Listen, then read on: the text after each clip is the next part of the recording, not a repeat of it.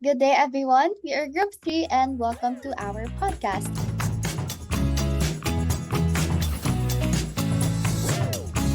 We're here today to talk about social issues within our country, the Philippines.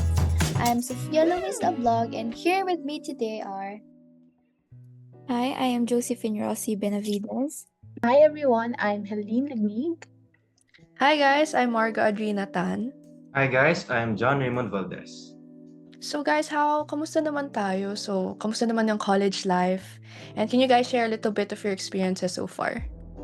Ayan, mauna na ako kasi grabe talaga. Recently, super stressed ko talaga kasi parang ever since ILW natin, I've been studying continuously kasi 'di ba nagpa-pile up na yung exams natin and all that. So, parang hindi ako nagkaroon ng time to like fully take care of myself. Kayo rin ba? Yes, actually same. Parang sobrang nakaka-drain na puro ACADS na lang yung lagi nating iniisip. So it's so nice na magkakaroon tayo ng ganitong conversation to like take a step out of our academic zone and try to see kung ano ba yung nangyayari sa paligid natin, especially in our country, 'di ba? Since mag-election na naman. I agree guys. So despite ang dami natin gagawin sa college, I also really relate to Josephine and Helena. Ang dami talagang, I can really feel the college life right now. Pero I think what's really important is just what Helen said, na parang it's still important for us to be aware of what's happening in our surroundings, especially nga yung political situation natin. So guys, how do you guys feel about the coming elections pala? May thoughts ba kayo or like may mga negative reactions kayo, ganun? For me, I think it's a universal experience for us here na it's going to be our first year as a registered voter. So it's very parang anxious na we have the right to choose na who's going to lead our country, and parang we have this heavy responsibility na kailangan alam natin kung sino yung karapat-dapat, and not just us, dapat alam din ng ibang tao, and parang it's really just up to us na kung ano mangyayari sa future natin. So Yeah, I super agree to that. And ang galing kasi may exercise na natin yung right natin na makapag-vote. Though it's just so disappointing for me, like sa mga nakikita kong mga tatakbo this election, parang parang same lang sila ng surnames and parang Yeah. medyo nakakalungkot na yung ibang mga, alam mo yun, mga deserving, parang hindi sila nagkakaroon ng light to serve the people better dahil sa mga same people na tumatakbo lang sa government natin, no? Helen, I heard the mention of same people. So I believe this relates to the term political dynasties. And honestly nga, I have to admit, I don't entirely get what it means. Kasi I hear it thrown a lot around, especially ngayon ng election season. So could you break it down for me? What exactly is a political dynasty? Is it just about yung mga families ba passing down yung power nila to each other? Or is there more to it than that? Siguro para sa akin yung political dynasties dito sa country natin, matagal na kasi siyang part ng history natin and yung culture natin. Kasi yun nga, kilala na sila sa political scene kasi may mga pamilya na ilang decades na yung nasa pwesto. Tapos yung iba naman, parang sinasabi na nakaka-contribute naman daw sila sa stability. Pero madami din yung tingin na dahil dito, nababawasan nga yung chance ng ibang leaders na mabigyan ng recognition and makapasok at magdala ng fresh ideas sa gobyerno. So, ayun, for example, nung 2022 national elections, yung mga kilala nating pangalan can create an impression of reliability even without understanding their platform. So, ayan, given for example, yung one family, di ba? It was soon discovered na his college diploma and other credentials were proven fake, pero parang hindi siya nagmatter sa karamihan kasi he had the privilege of having his father being a former president of the country. So parang, 'di ba, nagpatong-patong sila. And syempre having his father as a former president who also believed na during nung time niya is golden era daw. So parang it gives the notion na voters are more likely to choose candidates whose name na nare-recognize nila instead of, alam mo yun, nag-exert sila ng effort to get to know other candidates as well. Kayo ba?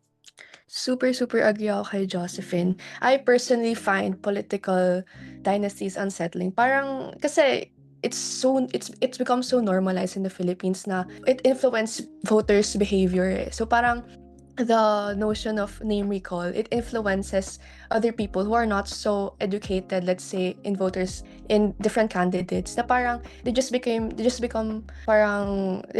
immediately choose names they are familiar with. And I think it's really terrifying to have that nature in the country kasi it's just magiging loop na lang yan, magiging cycle na lang yan of these families who have shown na parang they just use their power in very negative ways and not really to serve the country. So parang it's really terrifying, and I personally feel na we should be warned off sa mga political dynasties na to. And one example would be yung great example na sinabi ni Josephine, which would be the Marcos administration right now. How about the others? Ano kaya yung mga...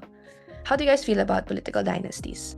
I relate to that word na nakakatakot, no? Kasi parang it doesn't just happen sa national na government natin, but also in local. So parang ang nangyayari is dinidistribute nila yung power. So meron sa sa barangay, then it comes sa mayor office. So alam niyo yun, parang nagkakaroon ng parang equally distributed yung surnames nila among these places. So parang kahit saan sila magpunta, kilala sila. So parang yun na yung nangyayari. Talagang mas kumakalat yung influences nila. And yung nabanggit kanina ni Josephine na na-overshadow yung mga ibang candidates na kaya din naman, pero kumbaga, hindi sila kilala. So how about you guys? Like, ano pa yung mga sa tingin yung hindi pa natin natakal about political dynasty? For me naman, to like test lang if I'm on the same understanding level as you guys. So, to look back on it lang. So, political dynasties pala, they refer nga to these families that have power that's held across the multiple generations. So, I got that.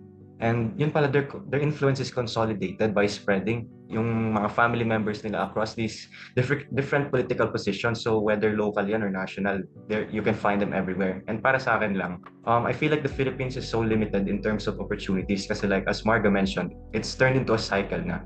And like, we really need to take action kasi it's yung pag-vote natin that can really avoid yung paulit-ulit na cycle na to.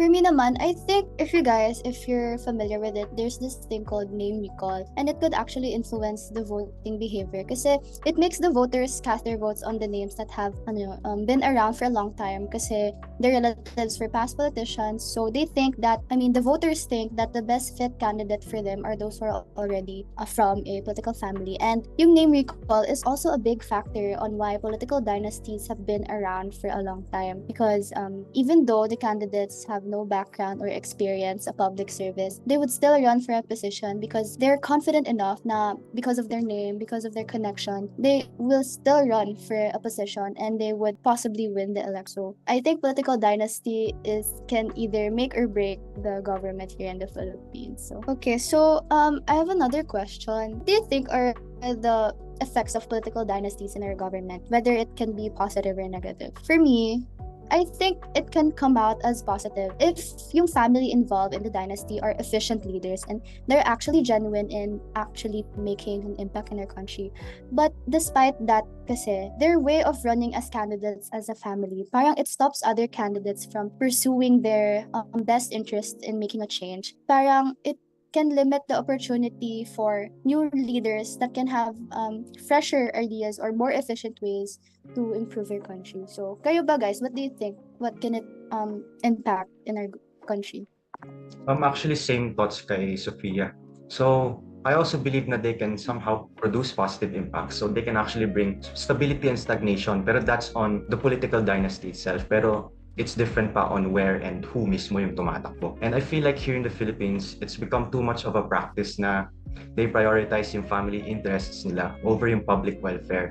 And that leads, obviously, yung laging nakikitang effect here, it's the corruption and the inequality. But I feel like it's because it's been a widespread practice here na, and it's become a cycle. So yun. I agree with John. I think na-mention niya rin yung corruption. And I think corruption in the Philippines, alam naman natin, super prominent niya dito sa political scene natin. However, I think one of the biggest factors that contribute to that issue is political dynasties nga. Kasi nga, it continues to be faster kasi yung long-term power na political families nagiging yun yung result of political dynasties. So they gain long-term power in the government and whatever positions they may hold. And dun nila na-exercise yung very negative practices such as corruption nga.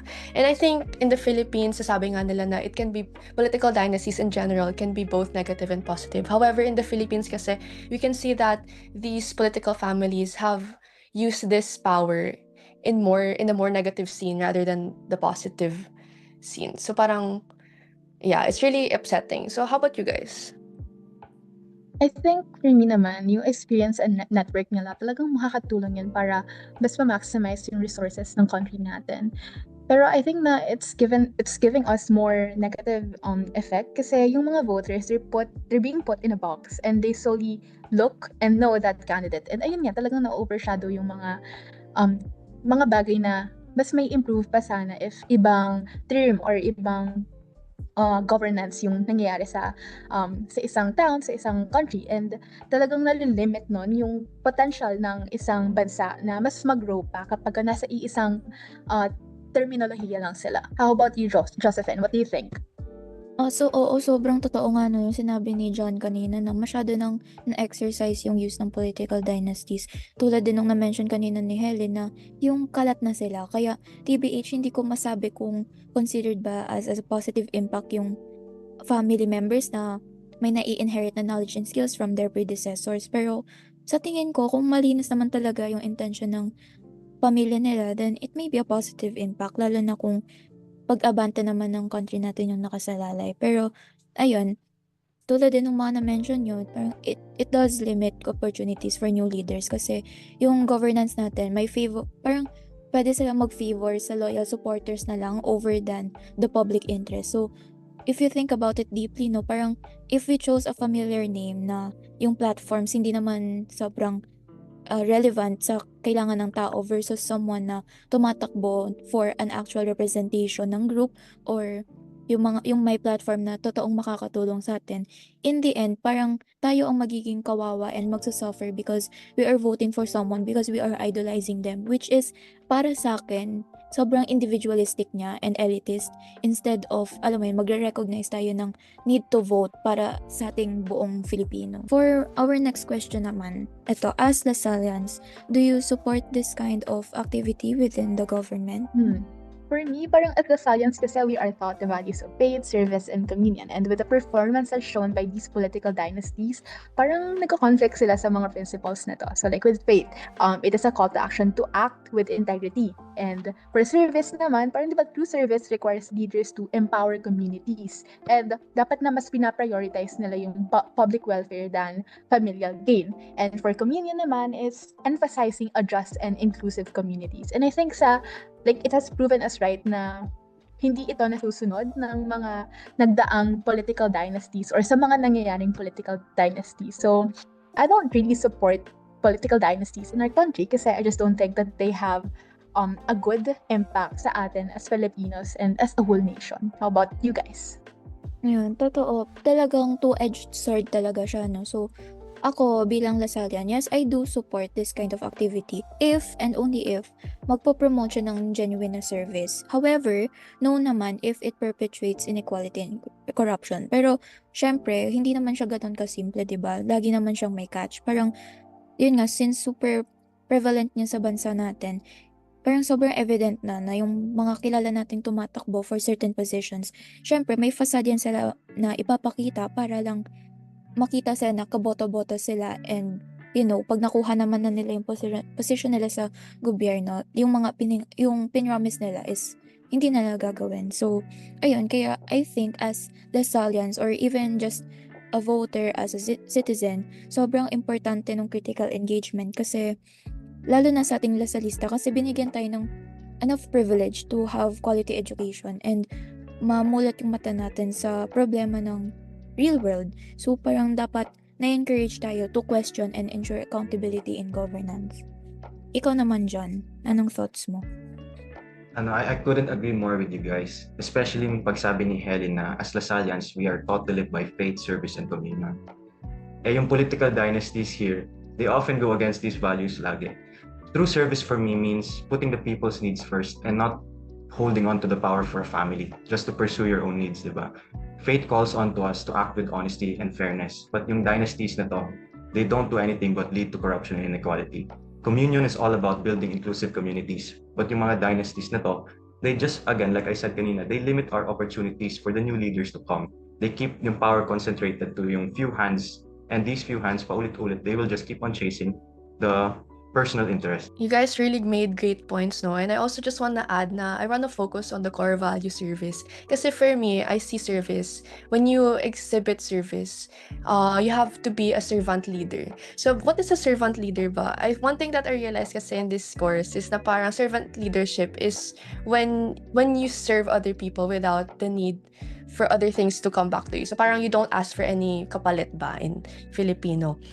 And with the country's history on political dynasties, I personally don't support this kind of activity. Kasi it really, kagaya nga ng sabi nyo guys, na parang it's super contradicting na parang they use their power pas parang mas gusto nila makagain ng power and makagain ng resources rather than sharing their knowledge or serving other people in the Philippines. So parang mas angat yung pagiging greedy nila compared to actually giving out. And it really contradicts the core value service. And I think, yeah, it's really upsetting. And as a Lasallian, I think we have the responsibility to also reach out to other people and actually share our knowledge and share our experiences to other people who may need assistance in terms of voters' education and other resources. Parang we should be always open to share these resources that we have.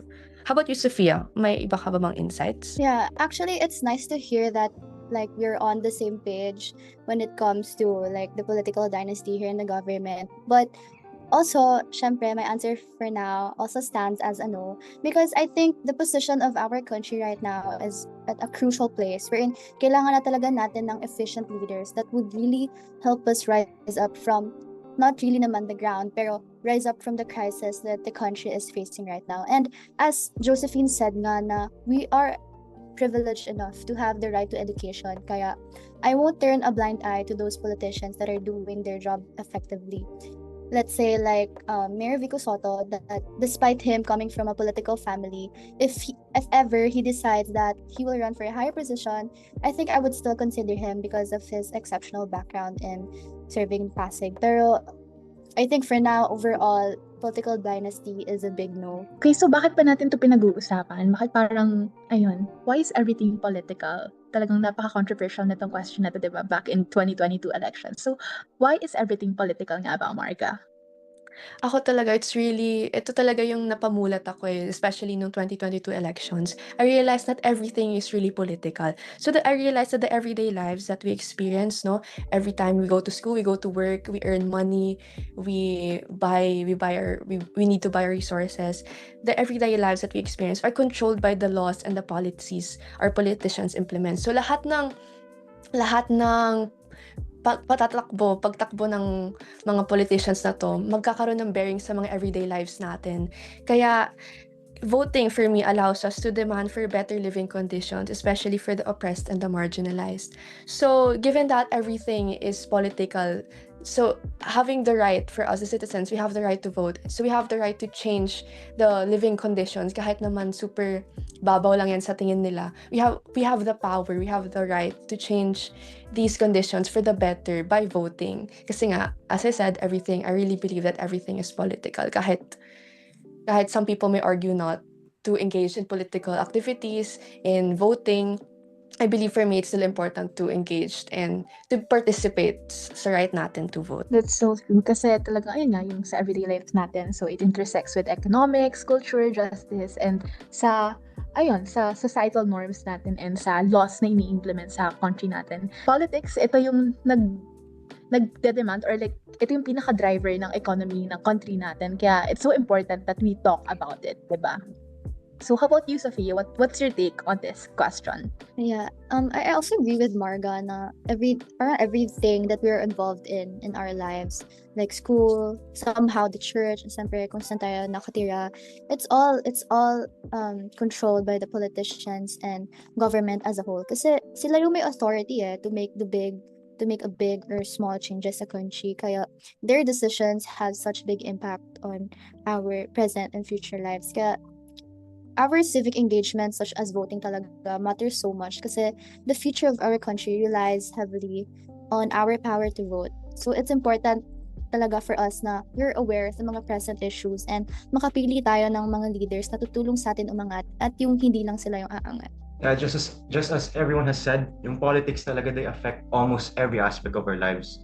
from the policies that govern our daily activities and into the laws naman that shape yung economy natin and our societal norms. So therefore, the way that we vote can really have far-reaching consequences on our well-being as it affects everything. So civic engagement in this case is everything. It's so crucial because it allows us to have yung voice natin in these decisions. Kasi when people don't engage in the political process, nare-risk nilang ma-leave out yung important decisions to the hands of a few, as mentioned nga yung mga political dynasties. And that leads to governance that doesn't really represent the interests of all of us, di ba?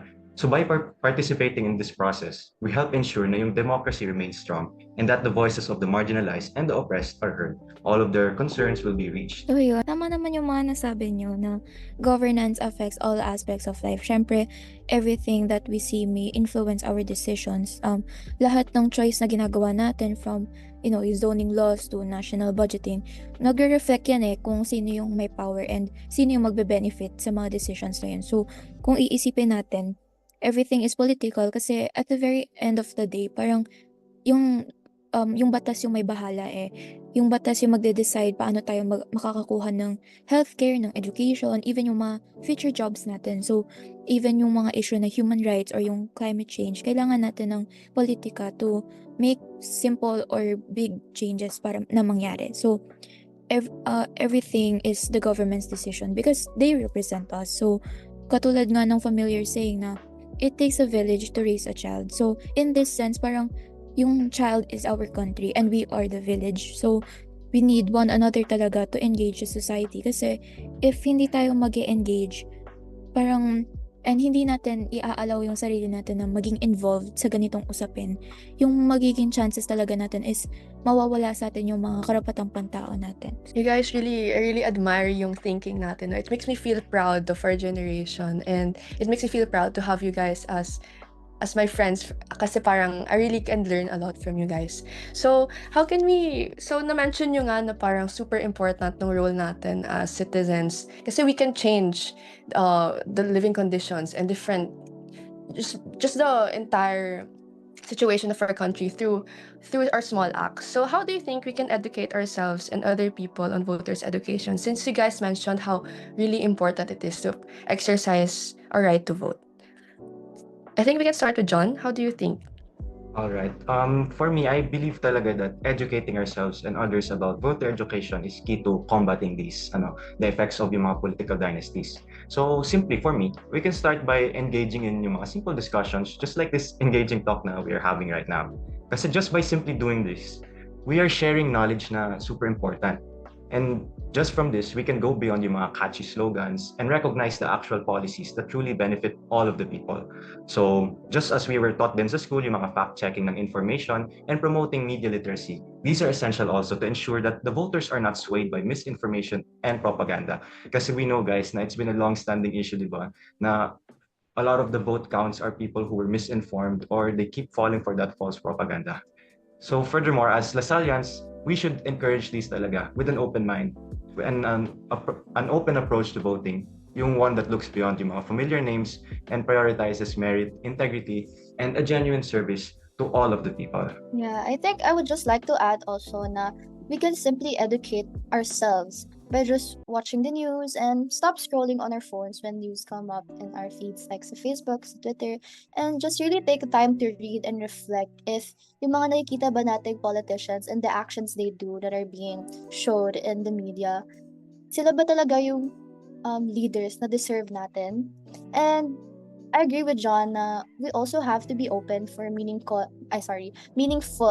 conversations that would open up our minds and see other perspectives as well. Kasi I think that's what service and community is for, diba? Like, we just don't think about what would benefit us, but rather we have to do what's best for everyone else. So yun, in line din sa yung na-mention nyo and na-mention ko kanina, we should engage in active discussions. Fact check, syempre, super important yan. And share reliable information. And syempre, i-model natin kung ano ba talaga yung ethical na leadership, not only as Lasallians, but as a Filipino citizen. Syempre, sobrang mainam na mag-share tayo ng knowledge natin, lalo na sa mga taong hindi sobrang educated in this kind of aspect. Kasi even if sabihin natin na boto naman nila yan, sila bahala dyan, at isang boto lang naman yan, their vote still truly matters kasi we need to think na our voice shall be heard and we need a representation that could voice out our concerns. Ikaw ba, Helen?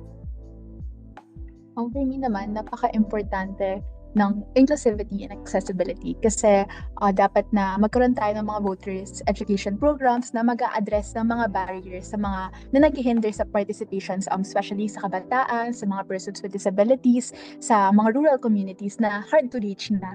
And dapat na maturuan natin sila kung paano nga ba and ano yung process or kung sino ba dapat and kung paano nila masuspot yung credibility, paano magbasa ng news about the candidates kasi I believe na napakalaking problema nun sa country natin na hindi naman super advanced, 'di ba, yung lahat ng communities. And I think that through that may include natin yung lahat and we can decide as a nation effectively para sa future nating lahat.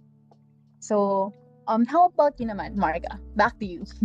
Yeah, ayun nga guys. Thank you for your insights. Ang dami ko rin natutunan. And I think one thing that really struck me is yung pagiging open-minded nga in political conversations. I know naman I've experienced it na it's really hard to communicate to other people who may be very parang constricted sa kanilang mga own views. And I think us being the younger generations, I think it's very hard to engage in political conversations like that. However, I think we still have the power and we have the right to do so. We have the right to educate other peoples or fellow citizens since iisang bansa lang naman ang pinaglalaban natin and we all wish to fight for better governance and better living conditions. So I think, yun nga, going back to the questions, we can educate ourselves by staying informed and also sharing our resources to other people, just like what you said.